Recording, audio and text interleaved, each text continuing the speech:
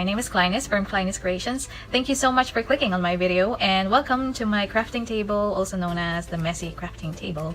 In this video, I would like to show you how I sculpted a letter C from a modeling clay using a safety pin, and also how I made a vanity decor, or well, you can use it as a storage for your items, I guess, using a dollar store vase. And I would like to show you the final product. So if you would like to see me doing this project, then please keep on watching.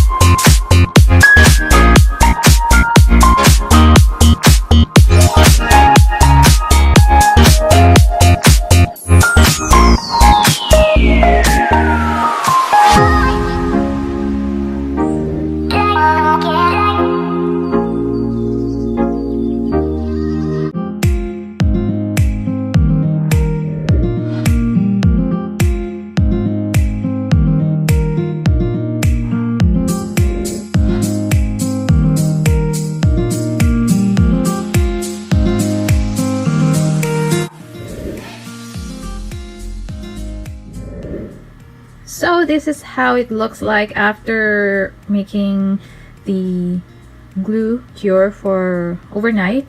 So what I learned today is when you're using a modeling clay, you should be careful, especially for if you're sticking it on round objects or curved objects.